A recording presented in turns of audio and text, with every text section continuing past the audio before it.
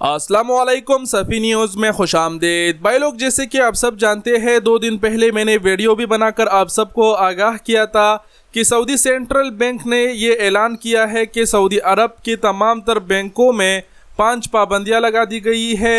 उसमें पाबंदी ये लगाई गई थी तमाम तर बैंकों की जानिब से कि कोई भी बंदा ऑनलाइन अकाउंट नहीं खोल सकेगा। इसके अलावा जो शख्स पैसे ट्रांसफ़र करेगा सऊदी अरब के अंदर तो वो 2 घंटे तक होल्ड रहेंगे। इंटरनेशनल ट्रांसफ़र करेगा तो वो 24 घंटे तक होल्ड रहेंगे।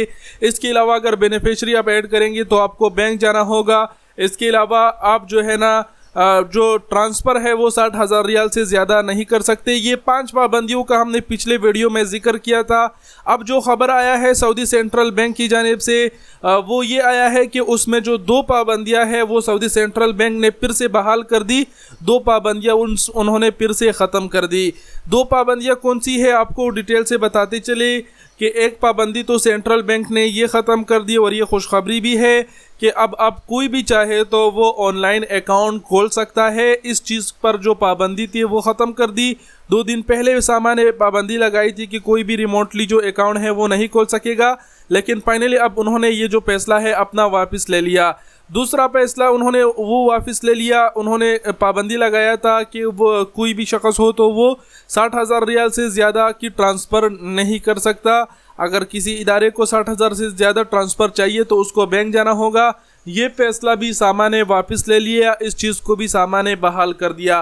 बाकी जो 3 पाबंदियां हैं जो आप ट्रांसफ़र करेंगे सऊदी अरब के अंदर तो आपके पैसे 2 घंटे तक होल्ड रहेंगे। इंटरनेशनल ट्रांसफ़र करेंगे तो वो 24 घंटे तक होल्ड रहेंगे।